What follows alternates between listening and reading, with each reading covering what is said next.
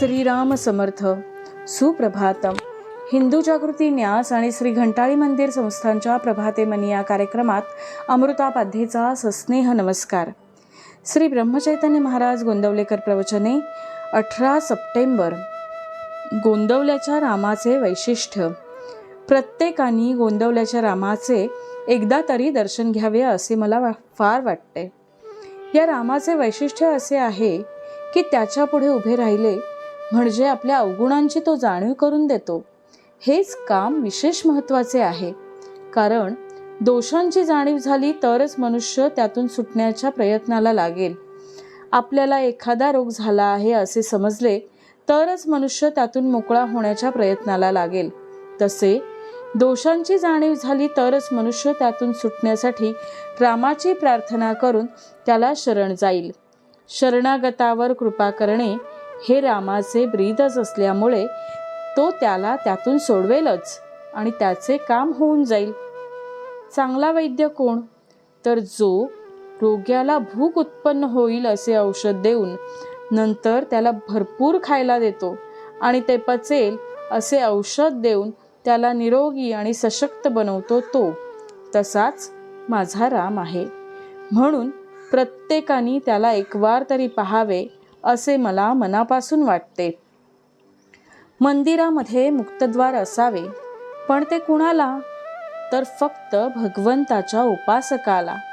भगवंताच्या उत्सवाला थोडेच लोक जरी जमले पण ते नामात राहणारे असले तर तो खरा आनंद आहे. उगीच पुष्कळ लोक जमावेत हा हेतू नसावा. मंदिर हे भगवंताच्या उपासनेचे मुख्य स्थान आहे, म्हणून ते अगदी साधे असावे आणि तिथे उत्तम उपासना चालावी. मंदिर नेहमी भिक्षेवरच चालावे. मंदिरातून व्रताची आणि ब्रीदाची माणसे उत्पन्न झाली पाहिजेत. भगवंताला उपासना प्रिय आहे, म्हणून सोन्याची मंदिरे बांधण्यापेक्षा दगडामातीच्या मंदिरामध्येच उपासना वाढवायचा प्रयत्न करावा. भगवंताच्या इच्छेनेच सर्व चालले आहे ही भावना ठेवून जे येईल त्याला नको म्हणू नये आणि जे येत नाही त्याबद्दल दुःख करू नये.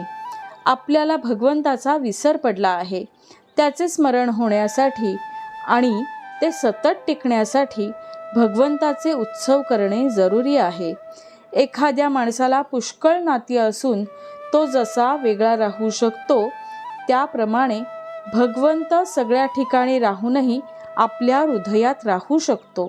तो सूर्याच्या प्रकाशासारखा एके ठिकाणी राहून सर्व ठिकाणी सत्तारूपाने राहतो. ज्याची भावना खरी शुद्ध म्हणजे निसंशय असते त्याला दगडाची मूर्ती देखील देव बनते. भावना मात्र 100 नम्री पाहिजे. त्यामध्ये भेसळ उपयोगाची नाही. आतमध्ये भगवंताचे अनुसंधान ठेवून बाहेर वृत्ती आवरण्याचा जो प्रयत्न करेल त्याला परमार्थाचा अनुभव फार लवकर येईल. नामाचा अनुभव जसा नामातच घ्यायचा असतो तसा भगवंताचा अनुभव अनुसंधानात येतो. बोधवचन.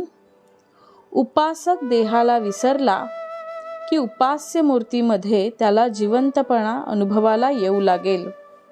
आजचा हिंदू कर्तव्य दिनविशेष प्रौष्ठपदी पौर्णिमा, भागवत सप्ताह समाप्ती, पौर्णमास इष्टी.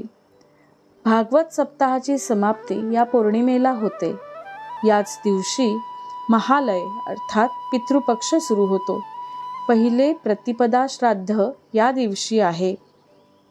मंडळी, रामरायाचे आणि श्री घंटाळी देवीचे शुभाशीर्वाद तुमच्या सर्व कुटुंबावर अक्षुण्य राहोत ही प्रार्थना. जानकी जीवन स्मरण. जय जय राम.